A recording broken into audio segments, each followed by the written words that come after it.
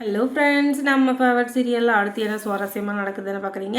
இந்த சுடர் இருந்துக்கிட்டு சும்மா இல்லாமல் சும்மா இருக்கிற சங்க ஊதி கிடத்தான்ற மாதிரி அப்படி ஓவராக பில்டப்பாக காட்டிட்டு இந்த பக்கம் அந்த பக்கம் ஆடிட்டு இருந்தா. அதுவும் இல்லாமல் தெரியாமல் ஒரு வாயை விட்டுறா. அது என்னென்னா, என்னுடைய சர்டிஃபிகேட்ஸ் எல்லாமே அங்கே இருக்குது இங்கே இருக்குது அப்படின்னு சொல்லிட்டு இவ பேசிகிட்டு இருக்கா. எதுக்காகன்னா, நம்ம ஆஃபீஸ் பொறுப்பு எல்லாத்தையும் நீ தான் பார்த்துக்கணும், அதனால் உன்னுடைய ப்ரூஃப் எல்லாமே எங்கே இருக்குன்னு உனக்கு தான் தெரியும், நீ போய் எடுத்துகிட்டு வாமானதும், அது நம்ம வீட்டில் தானேப்பா இருக்குது, நீங்களே போய் கொண்டு வாங்கினதும், என்னம்மா நீ அதெல்லாம் எப்பவுமே பத்திரமா வைப்ப, நீ எங்கே வச்சேன்னு எனக்கு தெரியல, வீடு முழுக்க நானும் தேடிட்டேன், அதுவும் இல்லாமல் நீ இல்லாத இத்தனை வருஷத்தில் உன்னுடைய சர்டிஃபிகேட்ஸ் இதெல்லாம் எடுத்து பார்க்கணும்னு நானும் நினைக்கல, அதனால் நீயே போய் எடுத்துகிட்டு வாமா அப்படின்னதும், ஐயோ எனக்கு நிஜமாக தெரியலன்னதும் அப்பயே டவுட் வந்துடுது, என்னடா இது அப்படின்னு சொல்லிட்டு. அதுக்கப்புறம் நான் ஒரு முக்கியமான வேலையாக வெளியில் போகிறேன், நான் வரத்துக்குள்ளே எல்லாத்தையும் கண்டுபிடிச்சி வை அப்படின்னு சொல்லிட்டு ஒரு ஸ்பை ஒருத்தரை வச்சுட்டு போகிறாங்க. அவன் என்ன பண்ணுறான், ஏது பண்ணுறான், யார்கிட்ட பேசுகிறான் அப்படின்ற எல்லாத்தையும் தெரிஞ்சுக்கணும் இல்லையா.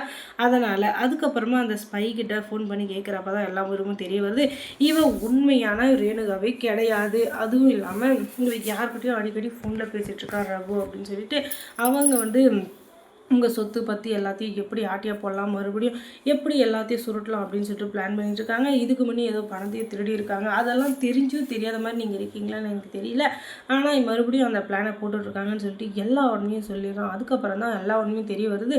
ஓஹோ அப்படியே அப்படின்னு சொல்லிட்டு, இவ்வளோ பத்தின ஆதாரம் மொத்தத்தையும் கொடுத்தீங்கன்னா உங்களுக்கு 10 லட்சம் கொடுக்குறேன் அப்படின்னு சொல்லிட்டு சொன்னதும், அப்போ 10 லட்சமா அப்படின்னு சொல்லிட்டு மறுபடியும் அவளோட டீட்டெயில்ஸ் எல்லாத்தையும் எடுத்துகிட்டு ஆதாரத்தோடு நிரூபிக்கிறான்.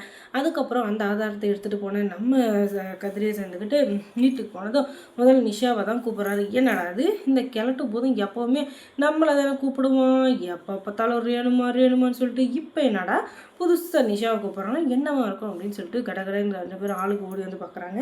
அதுக்கப்புறம் நிஷா கிட்ட, நிஷா இன்றைக்கி முக்கியமான வேலை இருக்குமா, அதனால் வேலைக்காரங்க எல்லாரையும் வீட்டுக்கு போக சொல்லிடு அப்படின்னு சொன்னாங்க. என்னப்பா என்னாச்சு அப்படின்னு சொல்லிட்டு ரேணுகா கேட்க எந்த பதிலுமே பேசலை. கொஞ்சம் பொறுமா, முக்கியமான விஷயம்னு சொன்ன நல்லா இருந்து, ஓ முக்கியமான விஷயமா, ஐயோ கையில் ஏதோ ஃபைல் வச்சுருக்கானே, அப்போ மொத்த சொத்தும் எனக்கு தான் சொல்ல போகிறானோ, ஐயோ பாவம் இந்த நிஷா தான் மொத்த சொத்து எனக்கு வந்துச்சுன்னா அதுக்கப்புறம் வாயை பார்த்துனுக்கு வர பாவமாக போட்டோம் அப்படின்னு சொல்லிட்டு, அப்பா நீங்கள் மொத்த சொத்து என் பேரில் எழுதி வைக்க பார்க்குறீங்களா, எனக்கு எந்த கவலையும் இல்லை, ஆனால் நிஷா பாவம் அவளுக்கு ஏதோ அரைக்குள்ளியோ ஒரு குள்ளியோ குத்துருங்க, இல்லைன்னா அவள் கதறி அழுவாள் அப்படின்னு சொல்கிறதும், ஓஹோ அப்படியா, சரிம்மா அப்படின்னு சொல்லிட்டு கொஞ்சம் உக்காரு அப்படின்னு சொல்லிட்டு விஜய்க்கு ஃபோன் பண்ணுறாரு. அப்பா விஜய்க்கு எதுக்காகப்பா ஃபோன் பண்ணுறீங்க அப்படின்னதும், முக்கியமான முடிவு எடுக்கிறதுக்கு முன்னாடி மாப்பிள்ளை கிட்ட பேச தப்பு இல்லைல்ல அதனால அப்படின்னதும், ஓஹோ உண்மையிலேயே அதுதானா, அப்போ விஜய் வர்றப்ப விஜய்க்கும் எனக்கும் சேர்த்து சொத்து பற்றி எல்லாத்தையும் எழுதி வச்சுட்டு அதுக்கப்புறம் இந்த நிஷாவை வீட்டை விட்டு துரத்த போகிறாங்களோ, அப்பா இப்போ தான் எனக்கு நிம்மதியாக இருக்குது, அது மட்டும் நடந்துருச்சு,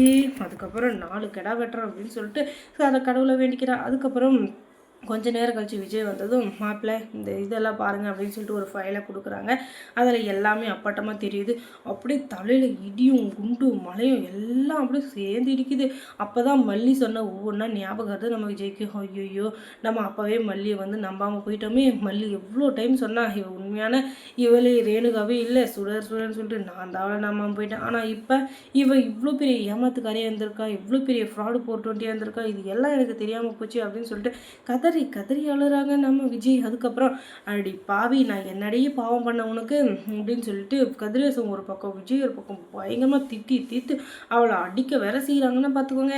ஒழுங்கு மாதிரியே சொல்லி எந்த காரணத்துக்காக வந்திருக்கா அப்படின்னதும், அதுக்கப்புறமா கதிரேசன் இருந்துக்கிட்டு இவ ஒரு ஃப்ராடு, இவ தான் என்னுடைய லாக்கரில் இந்த பணத்தெல்லாம் திருடி இருக்கா, அதுவும் இல்லாமல் இவன் அந்த ரகு அப்படின்ற ஒருத்தங்கிட்ட சேர்ந்துக்கிட்டு தான் எல்லா ஆட்டோ ஆடுறான், அவன் யார் அப்படின்னு சொல்லிட்டு எனக்கு தெரியல, ஆனால் அவனுடைய நோக்கம் என்ன அப்படின்னு எனக்கு புரியல, ஆனால் என்ன நடக்குதுன்றதை நான் தெரிஞ்சுக்கணும் அப்படின்னு சொல்லிட்டு விஜய் கிட்ட சொல்ல, விஜய் இருந்துக்கிட்டு நீங்கள் எதுக்கும் கவலைப்படாதீங்க, அவன் என்னோட எதிரி, அவன் என்ன இது என்னை பழிவாங்க நினச்சிக்கிட்டு நம்ம வீட்டுக்குள்ளே சேர்ந்துக்கிட்டு உங்களையும் சேர்த்து பழி வாங்கிட்டு இருக்கான், அதுக்காக நீங்கள் எதுக்கும் கவலைப்படாதீங்க, எல்லாமே கூடிய சீக்கிரம் நல்லபடியாக நடக்கும், நல்லபடியாக நடத்தி காட்டுறேன் அப்படின்னு சொல்லிட்டு ஒழுங்கு முறையாக இப்போ வெளியே போயா இல்லை உன்னை எந்தாச்சும் பண்ணவா அப்படின்னு சொல்லிட்டு 2 பேரும் திட்டிகிட்டு இருக்க, நான் எங்கே போவேன், நான் உண்மையான ரேணுகா தான், ஏன் இப்படிலாம் பேசிகிட்டு இருக்கேன் அப்படின்னதும், அதுவா நீ சுடன்றது தெரிஞ்சு இதுக்கு மேலும் நான் வீட்டில் வச்சுருந்தோன்னு வச்சுக்கேன், அதுக்கப்புறம் எங்களை விட பெரிய பாவி யாருமே இருக்க மாட்டாங்க, ஒழுங்கு மாதிரியே வெளியே போ அப்படின்னு சொல்லிட்டு கழுத்தை பிடிச்சி கரை இழுத்துன்னு வெளியே தள்ளுறாங்க.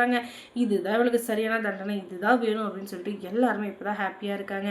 அதுக்கப்புறம் மல்லி சீரியலில் என்ன சுவாரஸ்யமாக நடந்திருக்கும் நீங்கள் தெரிஞ்சுக்கணுன்னா நம்ம சேனலை சப்ஸ்கிரைப் பண்ணுங்கள், அதோட பக்கத்தில் இருக்க அந்த பெல் ஐக்கானை கொஞ்சம் கிளிக் பண்ணி விடுங்க, தொடர்ந்து இந்த சேனலுக்கு சப்போர்ட் கொடுங்க. தேங்க்ஸ் ஃபார் வாட்சிங்.